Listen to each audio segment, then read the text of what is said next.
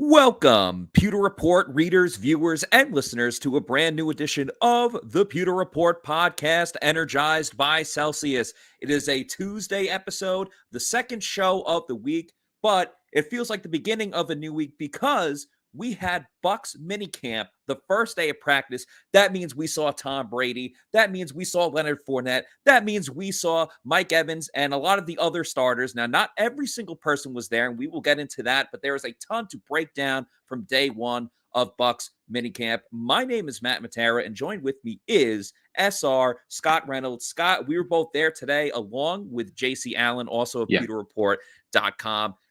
A lot of great stuff, a lot of great press conference interview questions and answers after that too. So I don't know how you're feeling, but I'm feeling pretty good about what went on today. Well, this show, as always, is energized by Celsius, so that's an important thing. The other thing, Matt, is we talked about this yesterday. Yesterday was a really good show. We actually felt like yesterday's show was probably the best show we've done. I really feel good about this one. This could be the very best Pewter Report podcast episode we've ever done. So better than best. It probably will be. So buckle up, Bucs fans. We're appreciating all of the fans that have joined us and that will join us here in the next hour. We got a lot to talk about. We have a lot of clips to show you too from the Bucs press conferences, and we heard from Todd Bowles today. We also heard from new Buccaneer defensive tackle Akeem Hicks, as well as Ryan Jensen and Leonard Fournette. And so it was definitely an action-packed show today. We're going to drop a couple of stories in the links for you, one of which was just published, and that's on defensive tackles Akeem Hicks, Vita Vea, Logan Hall, all being some big players and probably will be some big problems for upcoming opponents. So we'll drop that in the chat for you as well. But Matt, let's talk about the players who either weren't there or weren't practicing today. We have an insider report up on pewterreport.com, and I'll link that here, Matt, if you want to begin with a notable absence and then some players that were there in attendance but weren't practicing due to injury. Yeah, I think there were a couple notable absences. We kind of knew Chris Godwin wasn't going to be practicing, nor was Levante David. Now, Levante was out on the field. He was like watching and witnessing practice, where we didn't see Chris Godwin at all. And then a couple other players that were out there, but they were not practicing either from when we were at OTAs. That was tight end K. Dotton, linebacker Grant Stewart. Russell Gage, while he did not practice, when the quarterbacks were all warming up, he was catching a lot of the throws that were going to him. So he was moving around. I'm sure Tom Brady. He was catching passes from Tom Brady. Yes, he was. We had a video. We had a video on our Twitter as well too. It was Tom Brady warming up, but he was throwing to Russell Gage. So Gage did not practice, but he was active in that sense of it. So those players we kind of, overall expected, because Levante's got the foot issue. Chris Godwin's obviously coming back from an ACL injury. We knew that K. Dotton is recovering from ankle surgery, so that wasn't too much of a surprise. There was one player that, a rookie this year, that obviously got drafted. We've seen him every single day of practice. He was not there today, though, and that was running back Rachaad White. He was not at practice for personal reasons. He was excused. Todd Bowles said he'll be back tomorrow, so nothing to worry about there. Just missing one day of practice, will be right back at it tomorrow. Don't hold me to it, but the word that I got, an unofficial word, is that he was attending a funeral today, because he was at the facility yesterday, being Monday, and then will be back tomorrow, being Wednesday. So I believe his flight was today, and the funeral, he's expected to be back tomorrow. So no worries there, no issues. You're going to see Rachaad White catching passes from Tom Brady tomorrow for the first time, as Brady was back. And, he, let's face it, Tom Brady did not look like a guy that, A, was 44 years old, B, that had spent any time on the couch this offseason, or C, had retired from the game for 40 days. I mean, this guy was sharp, only had one pass that was intercepted, and that was by Mike Edwards. He's going to get you, man. I mean, Mike Edwards, stickiest fingers on this team, and stepped in front of a pass intended for Mike Evans. So it's no crime when you're victimized by Mike Edwards, because that's just what he does, Matt. that's all we've seen from Mike Edwards. And I thought it was important too, because Mike, again, we've talked about it a lot where not only just a contract year, but the fact that he gets to be a full-time starter. And it's tough for the secondary right now in general, especially.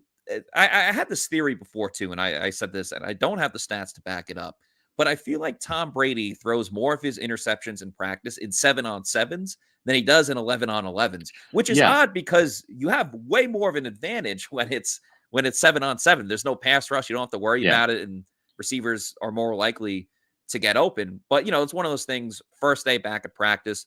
Mike Edwards has been in OTAs. He's been practicing. He's obviously yeah, trying to earn that starting role that the Bucs are plan on giving him this year. But to your point, Brady only had 4 incompletions, and one of them was the yeah, interception. He yeah. had an incompletion early on. It was a deep ball to Jaelon Darden that Right. Brady overthrown a little bit. And I looked away for a brief moment, so I can't like 100% say unequivocally that it was Tom Brady, but I heard someone yell after dropping an F-bomb. And Yeah, if I had to bet, I would say it was Tom Brady angry with himself yeah, for overthrowing Jaelon Darden there. But yeah. after that, Brady was, the same guy that we've all come to expect. And obviously, we have very high expectations of him. And he seems to meet it every single time. The interesting thing about Jaelon Darden, and we've seen this now a couple times. Keep in mind that Matt and I have been out there every time. J.C. Allen's been out there. Bailey Adams been out there a couple times. But Matt and I have been out there to every open practice, and there's been 3 open OTA practices. The team's mini camp is going to be open this entire week. So we'll get today, we'll get Wednesday, we'll get Thursday to really look at this team. But Jaelon Darden, for whatever reason, right, there was that overthrow to Darden from Blaine Gabbert a Yeah. week or two ago. And, you go back to like vintage Scotty Miller, who was a deep threat in this team. And for whatever reason, Miller would get those balls, right? They weren't overthrown. He would track them. I'm just not sure. There's something that with Darden, and he has caught a couple of deep passes. He caught a nice one from Trask a couple weeks ago, Matt. But there's something about Jaelon Darden that these quarterbacks just have not calibrated his speed. Either he's not as fast as they're anticipating he is, or quarterbacks just putting too much on it. But it's just different. You would see Scotty Miller with a higher connect rate on some of those deep passes. And we just have seen some misfires with Darden. Now, Brady did have a nice intermediate range throw to Darden to kind of make up for it. But these are some bombs down the field that for whatever reason, Darden's just not getting to those passes. And we're not exactly sure why that is. I first want to point out, too, that one of the players I forgot to mention, Scotty Miller did not practice today. He was there on the field, but he was watching. He did not Right. participate. And that concerns me a little bit because we said that Scotty's putting it all together. And even Todd Bowles said a week or two ago, he said, yeah, Scotty's done everything that we've asked of him. It's just a matter of staying healthy. So who knows? Maybe this is a one-day thing, but Scotty did not Yeah. practice today. So we saw Jaelon Darden in that Scotty Miller role. I mean, they did an end around to Jaelon Yeah. Darden early on, utilizing that speed. And you mentioned the touchdown. Well, it actually ended up being a touchdown. You mentioned that Tom Brady threw a pass across the middle to Jaelon Darden. Darden caught it in stride and then kept breaking it, keep going sideways and then up the field. And that was cool to see with his speed there too. Yeah. But yeah, something as far as just the deep ball down the field, as you mentioned, something is just slightly a little bit off. Can it get changed? Absolutely. I'm not, freaking out over it right now Right. in minicamp when training camp hasn't even gotten here yet in late July and into the summer. But there's something where Darden is getting open. And, we don't really know if that's on the overthrows, if that's on, Brady, or if it's Darden is supposed to Just do not something running a a little bit precise different route. Yeah, with this exactly. route. Yeah. But nonetheless, even if you're he's right. making a mistake, he's getting open. He is getting open. He's beating the defense. So we are seeing that. And I just don't know if he needs like a little bit of an extra oomph or not, right? To get those passes complete for touchdowns. I mean, these are big plays. He's open. They're just overthrows. And now we've seen it a couple times, Gabbert, and now we saw it with Brady. But I know when I want a little extra oomph, there's one thing I turn to, Matt, and that's the title sponsor of the Pewter Report podcast. That is Celsius. And Matt's rocking the peach vibe today. And listen, folks, there are some fantastic vibe flavors, the newest of which is the Arctic vibe. The peach vibe is a fantastic choice. The tropical vibe's always a hit. There's so many great fruit flavors that you can get in Celsius. And they come in a wide variety and assortment of flavors. Every new one they put out, strawberry lemonade's a new one. It's just a hit. But folks, sometimes, you may not want something that's too sweet or fruity or whatever. And I'll tell you what, Matt, I've had 2 Celsius today, getting ready for my post-podcast workout, and I rocked the sparkling lime cucumber today. Ooh. Now, this is a different flavor because it's got cucumbers and limes, man. It's exactly what it tastes like. And this is a stevia flavor. The great thing about this, as with all Celsius products, 7 essential vitamins, no preservatives or artificial flavors or colors, 0 sugar. That means no sugar crash. You're getting all the energy that you need to live a fit, healthy lifestyle, that essential energy that you want, whether it's a pick-me-up in the morning to get yourself going for the work day or your personal day, or like me in the afternoon, getting ready to go to the gym to give me that energy I need. That's where Celsius comes through. The other flavor that I've rocked lately is cola flavored. Folks, if you're a cola drinker, you got to try the cola flavored. This flavor is, I'm not going to name any brand names, but it tastes like cola, and it gives you the same lift of energy that you're going to find at Celsius. So where can you find Celsius? Well, click on the store locator. When you go to Celsius.com, type in your address, you'll find all the different locations where it's around you. Go grab a couple cans and try them. And then once you find the flavors that you like, or maybe you want to try the variety pack, you can do that on Amazon. Go to Amazon.com and type in Celsius. The great thing is, with the subscribe and save option, you can get them shipped right to your house, right to your door, and you can save money with the subscribe and save option. So Celsius, a big, proud partner of PewterReport.com. We can't recommend it any more than we do. It's just phenomenal. Yeah, make sure you go out and get it today.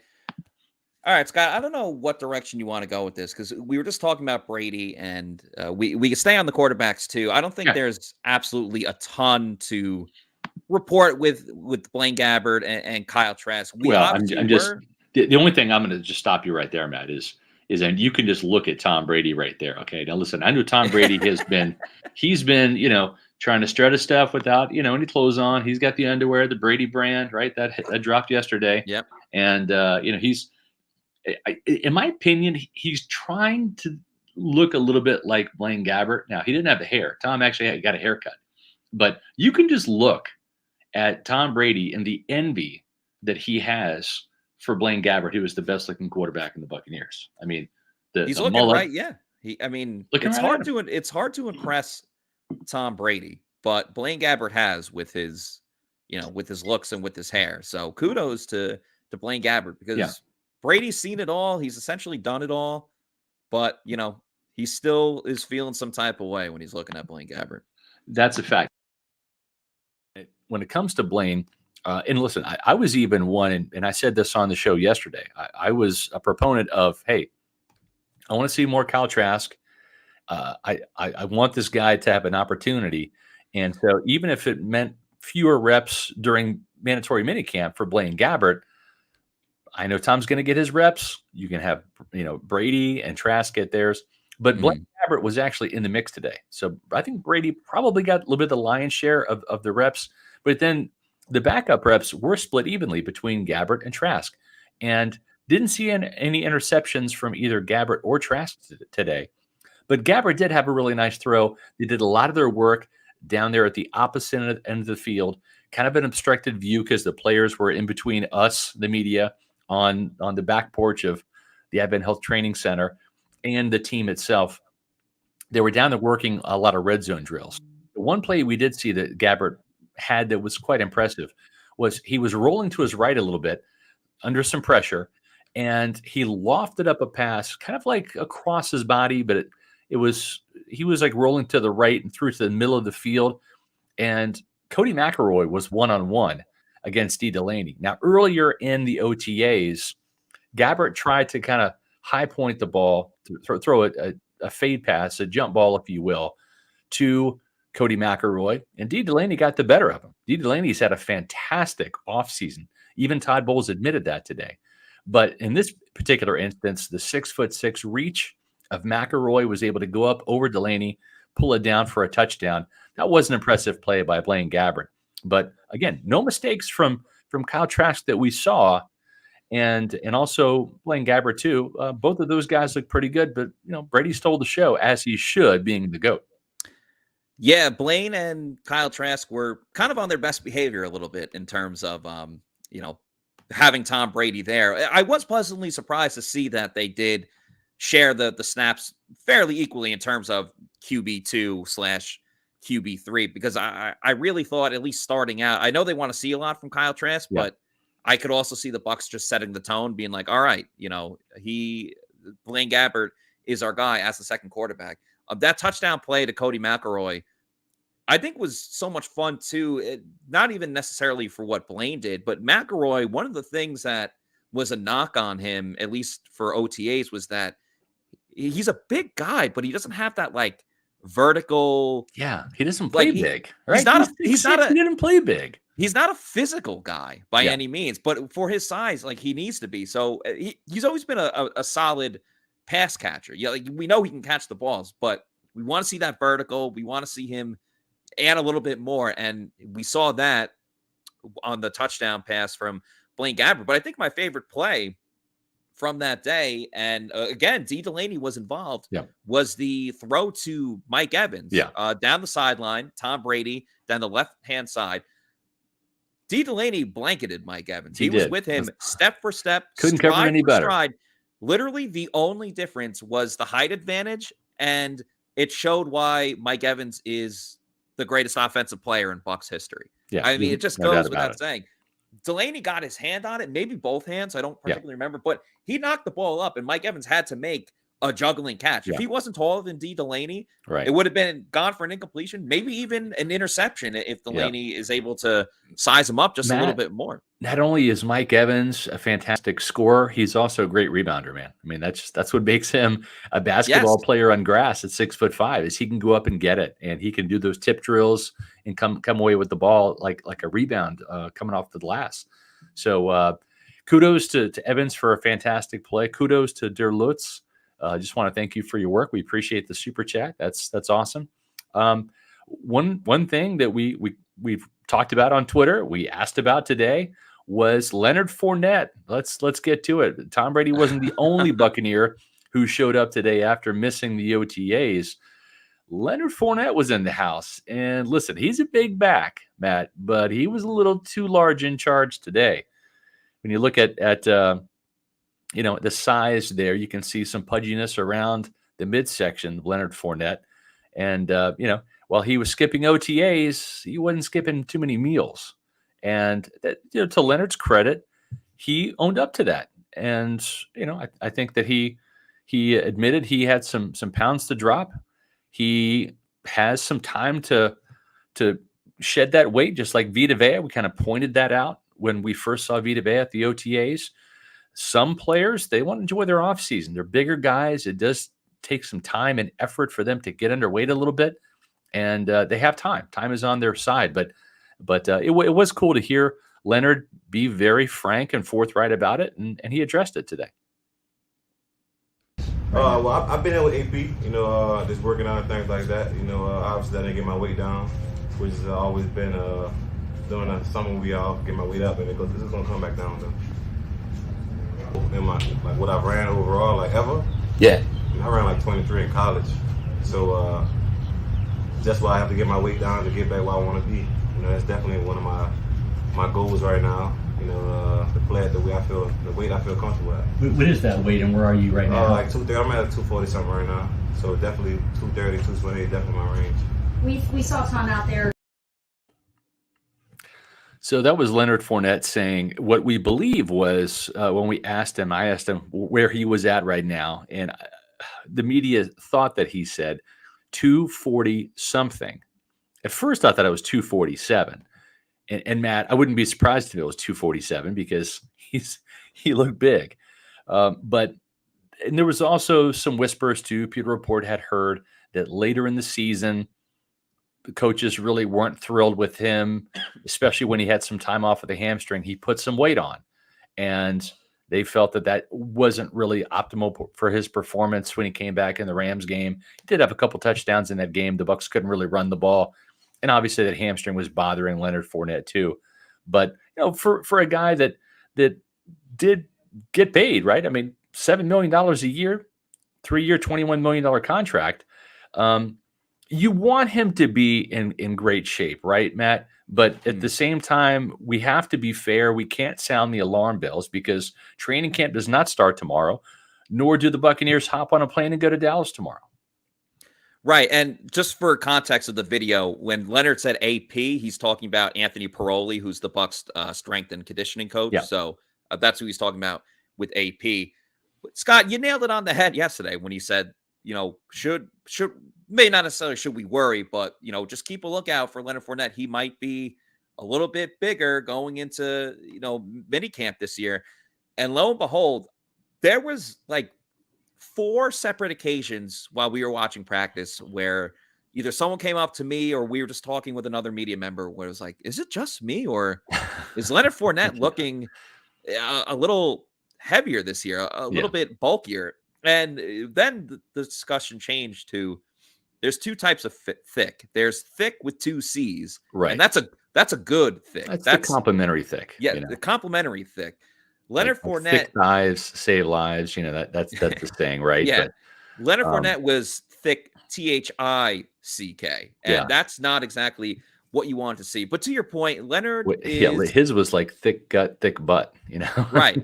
And I think we saw exactly it a little bit too. Not even necessarily with just like his overall size. And I'm not saying he hasn't worked out at all.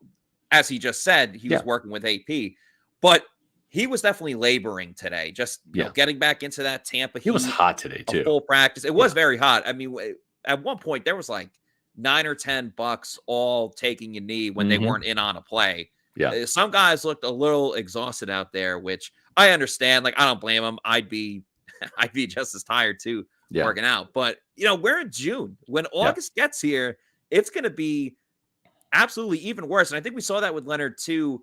At the beginning, you had noticed that Leonard had dropped some, passes earlier in practice in more the warm-up session. And obviously we know how important Leonard was to the passing game later on in the whole year, but especially later on in the season when Chris Godwin was out for the rest of the season.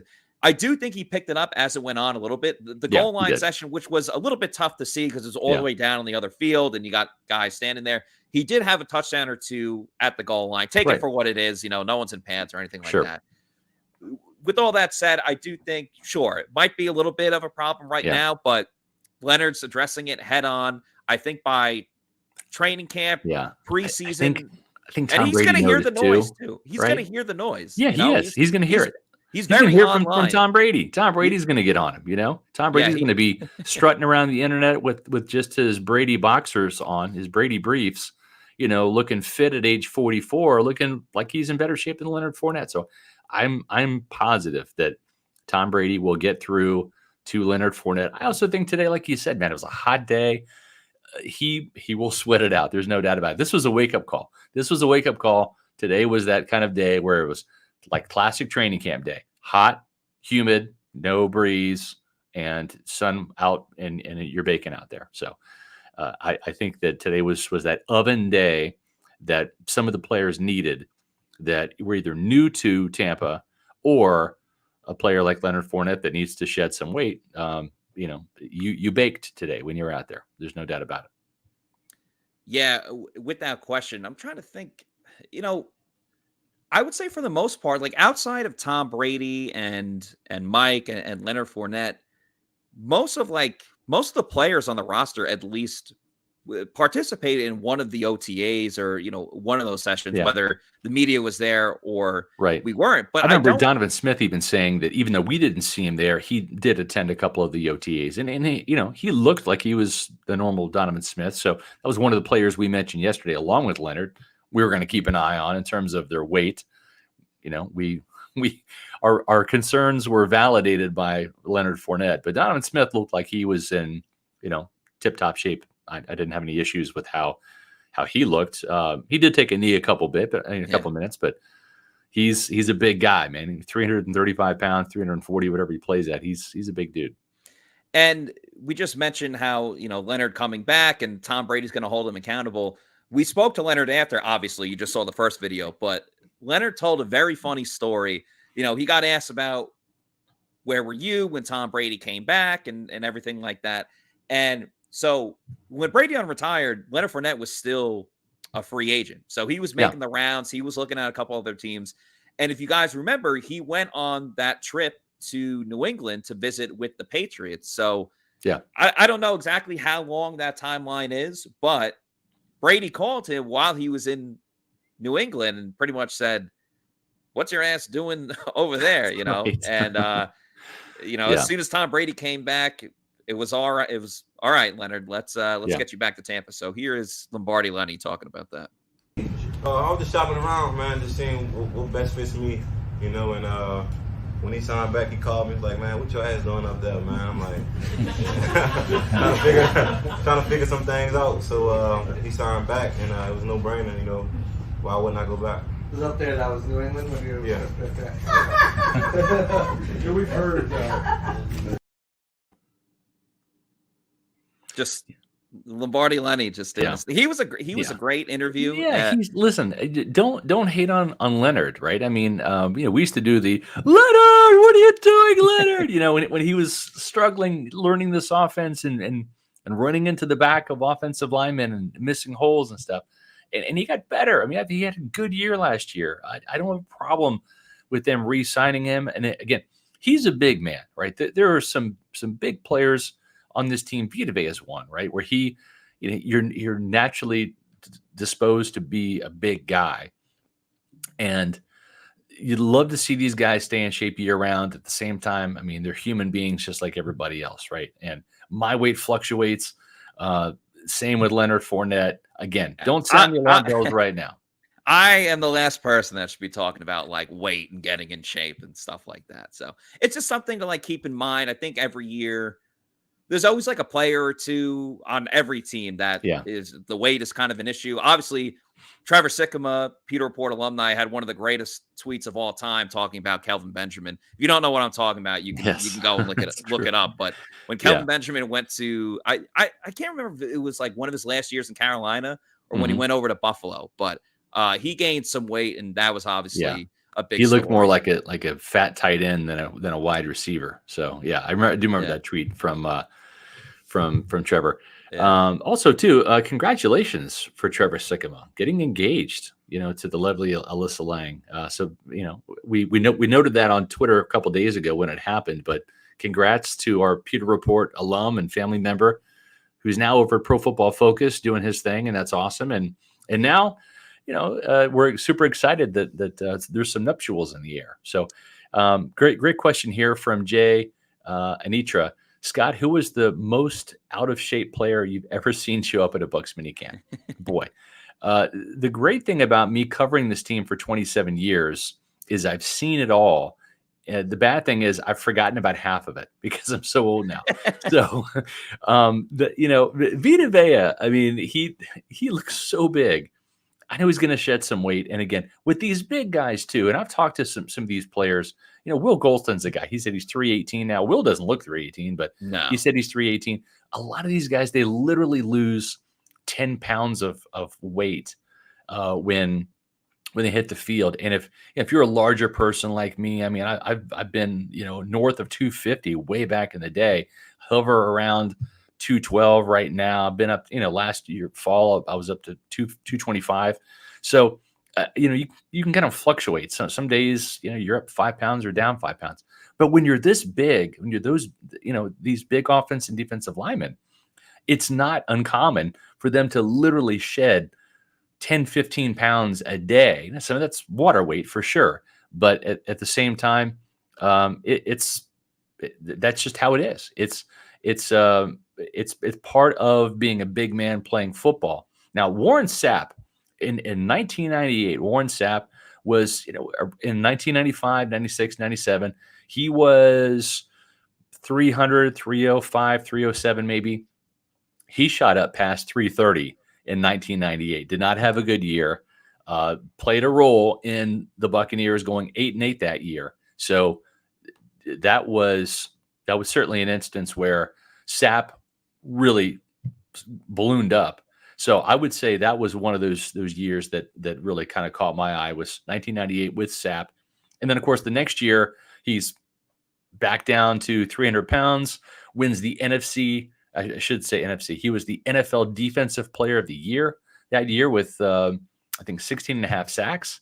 So I've seen it before, and we'll see it again. And, again, don't be alarmed by guys like Vita Vea and Leonard Fournette.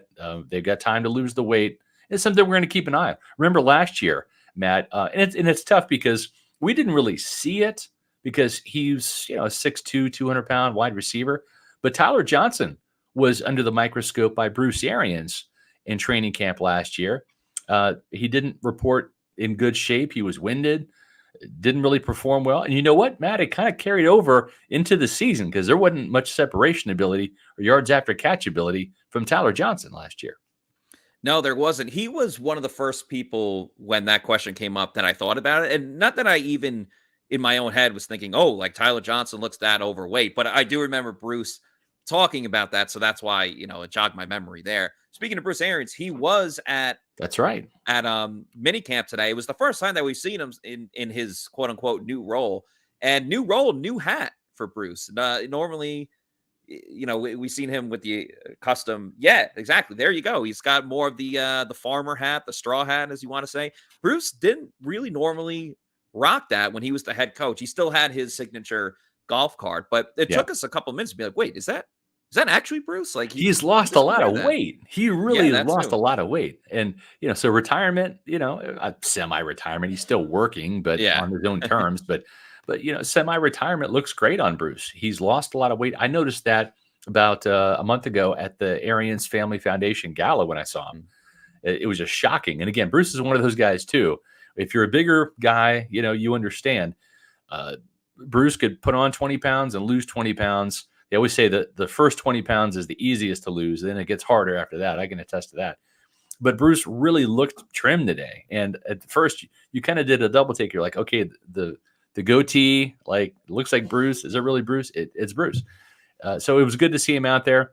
Now the senior assistant to general manager, Jason Light, that's his new role. And interestingly enough, listen, he goes way back with a lot of guys on the staff. He actually coached some of these guys at Temple, guys like Todd McNair and Todd Bowles, etc. But he spent most of his time not standing by Jason Light, not standing by Todd Bowles. Where was he standing, Matt? Standing right by Byron Leftwich. Yeah, he can't get the offense out of his he's given a lot away, obviously helping Todd Bowles elevate, his status into another head coaching role. But yeah, Bruce was out there, right there with the players.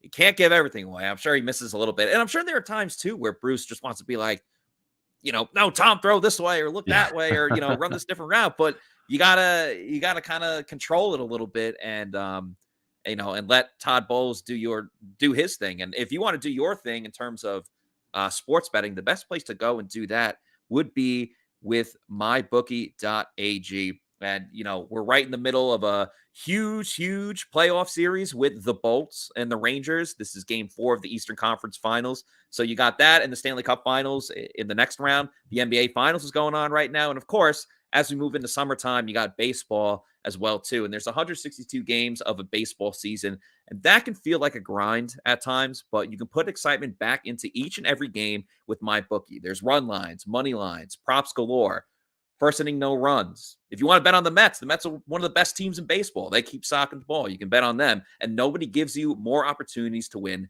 than with MyBookie. Getting started is simple. You deposit up to $1,000 and play with $500 instantly.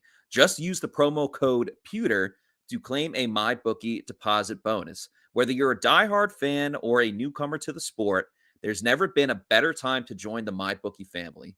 Go ahead and sign up today using the promo code Pewter to secure your first deposit bonus up to $1,000 with MyBookie.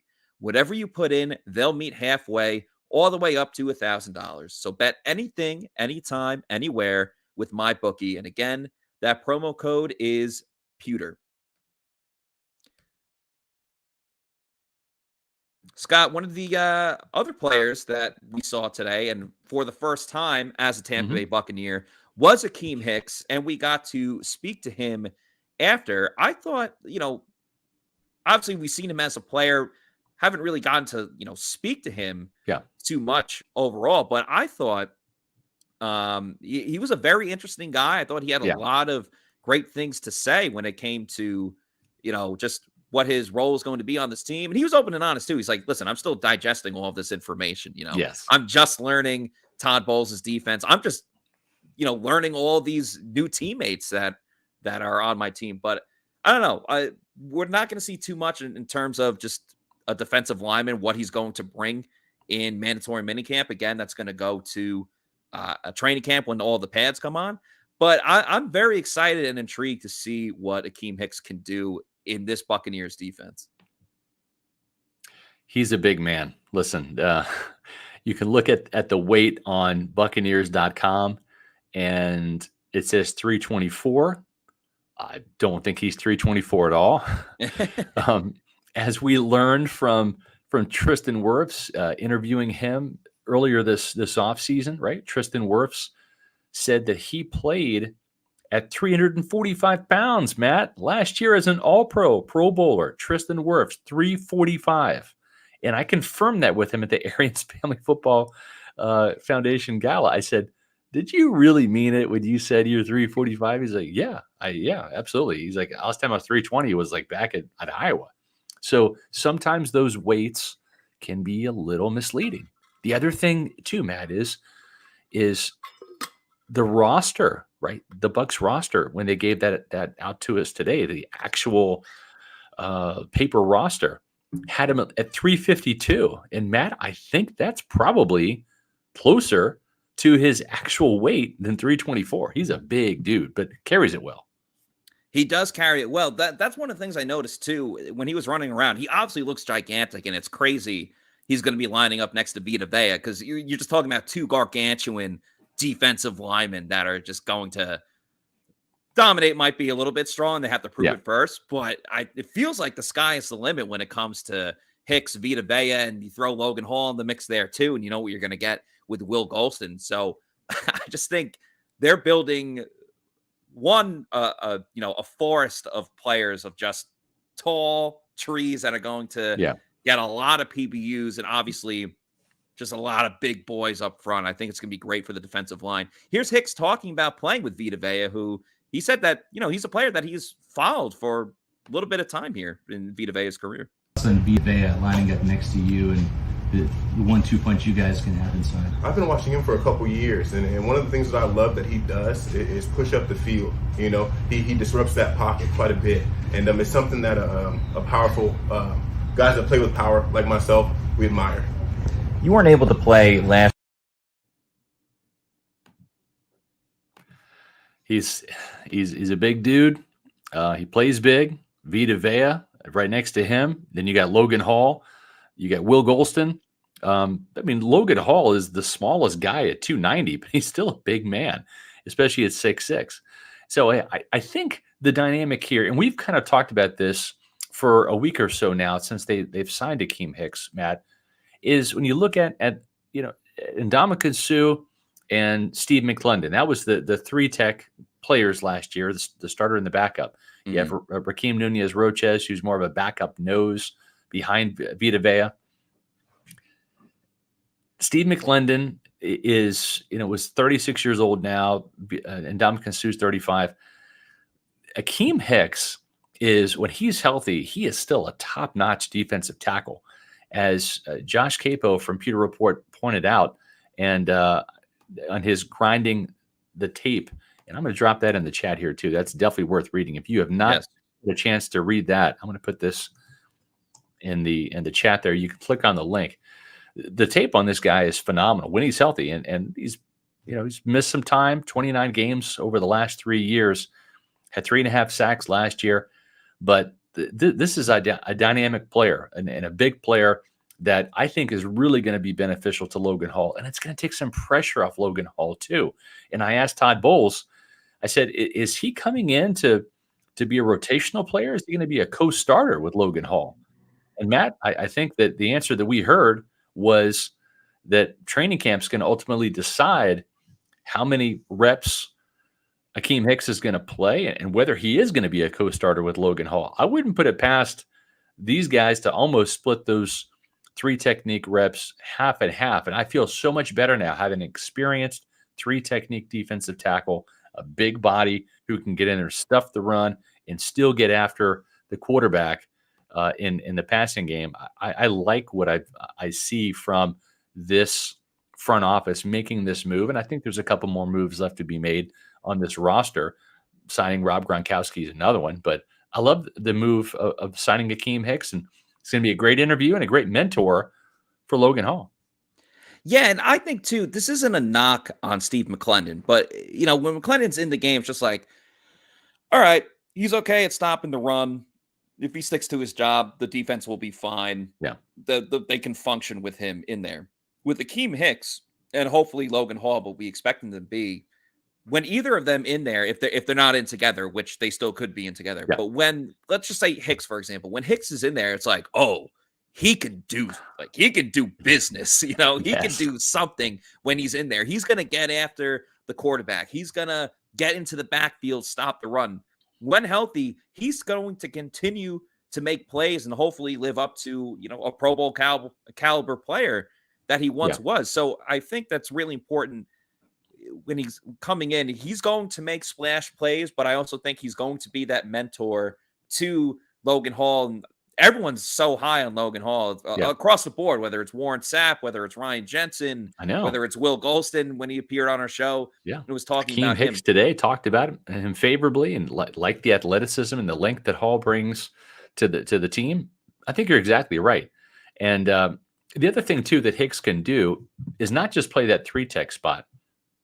He can also go in, and you might even see a lineup of Vita Vea on, in the middle. On one side, Logan Hall playing that 3 technique, and Akeem Hicks playing that 3-eye, 4-eye defensive end spot when Will Golston needs a breather too. So not only will you have not any drop off at all when Logan Hall exits for a couple of plays, when you have Akeem Hicks in there at the 3-tech spot. But if Hall's in there and Will Golston needs a breather, you can see that lineup in there too, where Hicks will sub in at that defensive end spot that plays that 3-eye, 4-eye technique. And again, you're not going to have a drop off. And there was some drop off with Steve McClendon. I mean, he was a backup defensive tackle, right? Just like you have a drop off when Vita Vea is not in there. It's not like Nacho's bad, but Raheem Nunez-Roches he's not a Pro Bowl nose tackle. Well, it's funny, Scott, because I was going to say that Nacho deserves a shout out because he had a great practice today. He had an awesome practice. And listen, we all understand Nacho is loud. I would say him and Devin White are the Energizer bunnies on this team. But Devin White, he's a captain. He's a starter. He's on the field every single play. Yeah. Nacho is a different type of Energizer bunny because he's not in all the time, but he still gets, a fair share of snap counts. Yeah. But when Nacho was in, he's in because he's loud. And so it wasn't surprised that when Nacho made a play, he was noisy, but he was like even 10 times louder than Nacho normally is. So we're talking loud. But yeah, Nacho had we'll call it a would-be sack because he can't hit the quarterback in this, but he got right in the backfield. And it was like 2 or 3 plays in a row. And I feel like for Nacho, we talked a lot about Logan Hall, everyone that we've just recently spoke about. Yeah. Nacho's not always in that conversation because he's in a reserve role and he's a backup defensive lineman. So it almost felt a little bit like Nacho was like, hey, I'm still here too. Yeah. I'm still making a contribution to this team one way or another. So it was really cool to see for Nacho because sure, when I know it's a 2nd round pick, but when Logan Hall is your first overall pick on the team, he's going to get attention. Akeem Hicks, a big defensive lineman signing. He's obviously had a pretty good career. That's going to get talked about. Will Golston, going to his 10th year, had his most career sacks last season. 4.5, so we're talking about another great season for Will Golston. I'm not saying Nacho's getting overlooked because you can't really overlook a guy that's, a backup player, but he really put more of an exclamation point than Nacho usually does when he makes a play. Nacho was really in there getting loud, and it's good. He's always going to set the tone, which I think it has to eat away at this guy too. He's been in Tampa 3 years. He does not have a sack, right? I think he's got a 1 career sack in Kansas City, and you see guys like Will Golston get 4.5. You see Vita Vea get 4. You're thinking, when can I buy a sack? Can I like put some cash in the guard's pocket to like let me in and get the quarterback? He's dying to get a sack. He's a run stuffing nose tackle. He's a reserve. I get that, but Pat O'Connor had a sack last year, man. Yeah. Pat O'Connor had his first sack. So Nacho wants that. And so even in practice, listen, anytime Nacho can get near the quarterback, he's going to celebrate. Folks, we're celebrating the fact that we're almost at 8,500 subscribers. Our YouTube channel is growing super fast. Thanks to you guys. You Pewter people are awesome. We greatly appreciate it. So do us a favor. If you're watching this live, or if you're just watching the podcast version, and you're doing it on YouTube, go to our YouTube channel, Pewter Report TV. Hit the subscribe button. It's free. There's no subscription cost. It's free. Hit the subscribe button and then hit the notifications button. We do these Pewter Report podcasts Monday, Tuesday, Wednesday, and Thursday throughout the off season. That's going to stay the same this summer until we get the training camp. Then we'll switch up the dates and the times depending on the practices. But that notification, when you click on that button, that's going to notify you every time we go live. So you're not going to miss a live show. And we'll do some at some different times around the Bucs practices. We might do some primetime podcasts. We'll certainly do that during the season, as the Buccaneers will have some games at 1 o'clock. They'll have night games, etc. So make sure that you are hitting subscribe, hitting notifications, and most important of all, hit the like button on our videos. What that does is that boosts our algorithm, and it gets us in the search engines more, so we can find more Buccaneer fans like you that might enjoy our content. So make sure you're hitting the like button. We greatly appreciate it. Soon we're going to be at 8,500 thanks to you, on our way to 9,000. Scott, I think a really intriguing thing that Akeem Hicks spoke about as well, too, is the benefit of not all of his career, but a majority of his career. He's played with great quarterbacks. Yes. He played with Drew Brees. Then he got to play with Tom Brady in New England. He's going to play with Tom Brady again here in Tampa. He went to Chicago, didn't have the proper quarterback situation there too. But he was talking today about, the overall just how lucky he is that he got to play with some of the greatest quarterbacks of all time, and how much that helps a defense when you have a quarterback that, one, most importantly, is going to score points, but two, is going to hold on to the ball, kill that clock if you have a lead, and really just command this team. And Matt, in 2015, he spent 3 years with the Saints, then 3 games with the Saints that year, 3 years with the Saints, but 3 games that year. Then he went to New England for 13 games in that 2015 season to play with Tom Brady. They got so close. They lost at Denver in that NFC Championship game. So I think Akeem Hicks, who has played with the likes of Drew Brees in New Orleans and Tom Brady before in New England, I think he wants another shot at a ring, and he knows that Tom Brady's the quarterback to make that happen. One of the biggest things bringing me to Tampa is a chance to win. I would say that happy to be here, happy to be back with Tom. I know in that quarterback position, you always got a chance to win a game with a guy like that. So that was one of my reasons for being here. Also, all the weapons that we have on defense. How frustrating a complete team. Something I thought of often is that when I came into the league, I had Drew Brees and Tom Brady were my first 2 quarterbacks, and then I went to Chicago. It wasn't Drew Brees and Tom Brady. We'll just say that, right? And so it's I feel spoiled. I feel spoiled to have somebody on the other side of the ball that can deliver all the time, and he's proven it over the years. Was that a draw offense, or it's just kind of everything fell into place with Tampa? No, definitely. It was definitely a draw. I would say that, it benefits a defense to have a quarterback that can control the clock, the ball, and the field position. And that's what we have here. I know you're still getting your bearings. And Matt, not to mention, it helps the defense when the offense is averaging 30 points a game. And Matt, that was the magic number during the Bucs Super Bowl run in 2020. When this team scores 30 points or more, they usually win, man. It's like, that was the case in all of the postseason games, and actually every game down the stretch after the bye week, they put that many points on the board. I think with the exception of the Vikings game. But every game, those last 7 games, including the Super Bowl, they put 30 points on the board. That was the magic number. They've averaged 30 points per game. And when you look at both of these seasons combined with Tom Brady, and, Matt, had they gotten 30 points on the board against the Rams, would have gone overtime or maybe won the game. But as it turns out, the team that got 30 points was the Rams.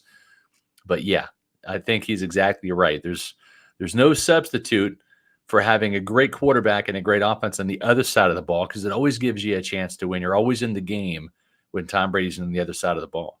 And the beauty of it, too, is with the change of Todd Bowles to head coach, I still don't think the offense is going to change that much because you have Byron Leftwich there. Brady's back.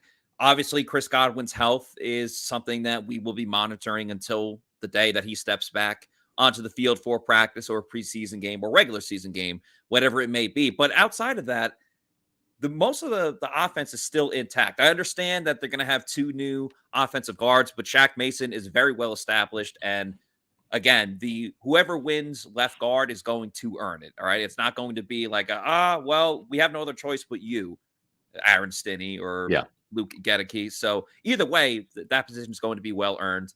Russell Gage, obviously a great compliment to the receiver group with AB gone and if Chris Godwin's not there. So I still think, as you said, it was the magic number last year, 30 points. I still think I don't see a drop off in that at all, especially when you add in Rachaad White when he comes back. And, 30 is that magic number. You add another 0, that's 300. That's the magic number when you're bowling, because that's a perfect game. And if you're going to go bowling, the best place to do that is at Pin Chasers. There are multiple locations, as you see on the screen here: East Pasco, Zephyr Hills, Midtown Tampa, and Veterans in Tampa. There's one pretty close to the Advent Health Training Center where the Bucs practice, but this isn't just your typical bowling alley. It's a great place to go to for a night out with your friends, for a night out with your family. If you want to book your kids' birthday party, they have all the lanes, but they also got an arcade area too, so the kids can go and play. The food is very underrated. Go and play video games. The food is very underrated. Great pizza. The nachos are awesome. You can get chicken tendies as well too. So a lot of different options there. And another great thing, of course, is all the different specials that they have, whether it's all you could eat pizza, $1 Miller Lights, all you can bowl, the brunch over the weekends. A lot of different options, and they're changing it too. So make sure you go to pinchasers.net to reserve a lane and find out that information, or book a party as well too. And the owner of Pin Chasers, Anthony Peroni, is a huge Bucs fan. So if you're going to Pin Chasers, you are supporting a fellow Bucs fan who is a season ticket holder and will be at the games again this season. So pinchasers.net and find out all the information that they got going on. Matt, I think you left off one of the most important things about Pin Chasers as we approach summer. It's air conditioned. It's indoors. There's no sun when you're not at the beach and you're not at the pool. Man, get to Pin Chasers. It's air conditioned. It's a great place to bring the kids and your family or date night and get out of the sun and get out of the heat. So that's the cool thing about that. Here's the thing too. You mentioned Rachaad White, him joining the mix, right, of Tom Brady and all that. And we saw Leonard Fournette today. And listen, if Leonard doesn't get in shape, Rachaad White has made enough of an impression from what we've seen to where he could steal some snaps, some reps, as long as he gets the pass protection down. And Tom Brady and Byron Leftwich can trust him. You might see Rachaad White out there in the field. That's Rachaad having to get his work done in order to earn that right. And it's Leonard Fournette. If he doesn't get in shape and if he slips up a little bit, Rachaad White might be a guy that could definitely get some carries. Rachaad White made some noise a little bit earlier this summer on a podcast when he talked about how he wanted to come in and start. He didn't want to come and just sit on the bench, because this is a guy that came from the junior college ranks to Arizona State, was a starter right away. It had a great year last year, 1,000 yards right on the nose, 15 rushing touchdowns, averaged over 10 yards per catch with 43 catches, including a touchdown. Rachaad White is not one to be taken lightly. And at the same time, I don't think that Leonard Fournette was bothered by his comments, though, Matt. No, he was not. And here's Leonard talking about that. Rachaad White at all? Came in. Yeah, I talked to him. Yeah, I mean, a lot of guys. Of course, seeing people making a big deal. You say you come to start. I mean, that has to be your mindset. That was my mindset when I first came in. You know, I respect it. You know what I mean? He's a great guy. I met him a couple weeks ago. Just talking to him, you know, he's very, he wants to know how to be the best. You know, what tips can I give him? So I'm working with him. I think that really shows, and Leonard Fournette over the past couple years, and he even referenced it, you know, the conversation he had with Bruce Arians when he wasn't a starter, thought about leaving the team. We've talked about that a lot. Leonard Fournette talked about it today too. He just said, like, you guys all remember this, you know, conversation on the plane with Bruce Arians. But I think, again, this shows even more maturity from Leonard Fournette. Obviously, he's very confident in himself, so I think that goes into it too. But he's like, yeah, you know, I would have the same mentality where I want to go and be the starter. And the fact that he's going to help him too, he's not worried about losing his job. I think he's very comfortable that he's going to be the starter. Maybe a little too comfortable right now with the weight, but he'll get that down by training camp, as we talked about. But I don't know. I thought it was cool to see that they're already establishing a relationship, and we'll see them on the field together tomorrow. See if Brady starts throwing it to Rachaad White's way. But I thought it was, you know, it was encouraging what Leonard Fournette had to say about Rachaad White. I agree. And listen, we're going to have Leonard on the podcast at some point in time, right? We've kind of been talking about that. We've already had Will Golston on 2 weeks ago, Cyril Grayson on. We're actually trying to get Rachaad White on as well. He's I think going to be a really good guest.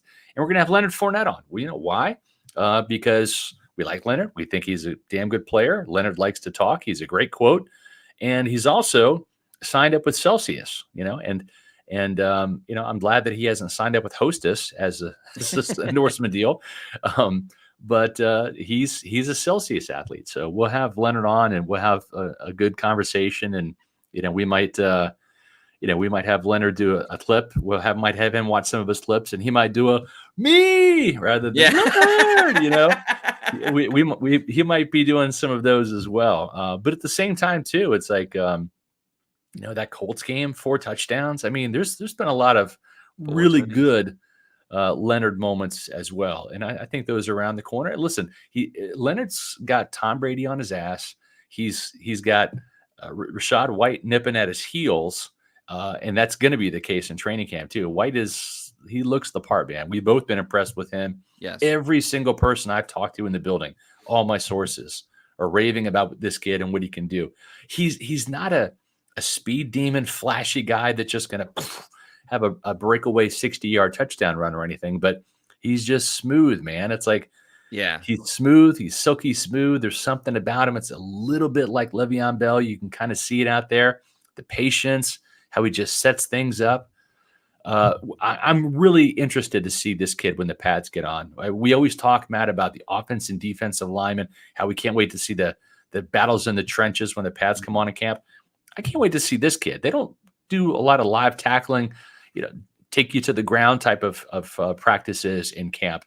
But we are going to see this kid, you know, punch out of some tackles, slip some tackles, break some tackles too. That's what I want to see is how physical this guy can be, because I like what I've seen so far in this flag football thing they got going on with OTAs and minicamps. I was going to say, I'm probably most excited in terms of the rookie class. I'm probably most excited to watch Rachaad White when the preseason gets here. But the Bucs also have 2 joint practices this year with the Dolphins and Tennessee Titans. So we'll get to see him against other competition even before the preseason game, which I think will be fun. And I think you agree too, like he's going to have a role in this offense. Maybe not as a starter, but he's going to have an impact one way or another. Do we exactly know yet? No, I think we all expect it to be in the passing game, but he's going to provide something to this team. He's going to get some carries now. I mean, Ronald Jones got some carries too. So he's going to get some carries in that mix. Keyshawn Vaughn's going to want his as well. It's going to be an interesting training camp battle behind Leonard to see, you know, which one of these backs is really going to take over that number 2 spot. And then, you know, by default, push Leonard to become an even better version of himself. One notable thing too is we're talking about rookies. You know, Cade Otton has not been practicing, so obviously no Gronk today. We won't see Gronk signed until training camp, I'm sure. We hope to see Cade Otton in training camp. I think with him not being able to participate due to the recovery of that ankle surgery last fall, I think training camp is when we're going to see Cade Otton. The other rookie that we want to see is Luke Gedeke, but it should be noted, Matt, that from all of the reps we've seen so far, and that was the case today, Aaron Stinney has gotten just about every starting rep, right? I think Yes. at the OTAs and everything, I don't want to say this is Stinney's job to lose, Matt, but it might be Stinney's job to lose. It's looking to be that case because we talked about the battle royale of offensive linemen lobbying to get starting left guard, and it was Stinney, it was Robert Hainsey, in no particular order. Well, Stinney is the starter, but Stinney, Robert Hainsey, Luke Gedeke, and Nick Leverett. And we've seen so far, Stinney has been getting all the first team reps at left guard. Hainsey has went back to starting center. Right. That's Hainsey, number 70. 67 is Gedeke. He's the rookie. Gedeke's been getting that second string left guard reps, getting those reps. And Leverett has really just been with the third team, getting, sparingly getting an opportunity. So, and again, a lot of things can change as, training camp goes on and things like that. But it seems as of right now, it's pretty clear cut that Aaron Stinney is the guy for the job, and we'll see if he holds on to it. There's a long way to go without the pads on. But obviously he's got experience playing there. Ryan Jensen spoke a little bit about that today, what he did on the Super Bowl run. So continuity, I don't think you really have to worry about. He'll be a full-time starter now, but it's not anything that Ryan Jensen or the Bucs offensive line hasn't, dealt with before or experienced. Exactly. Folks, what do you think? I mean, that's probably the best Pewter Report podcast we've done. It's going to be tough to top what we did today, tomorrow, but we're going to try.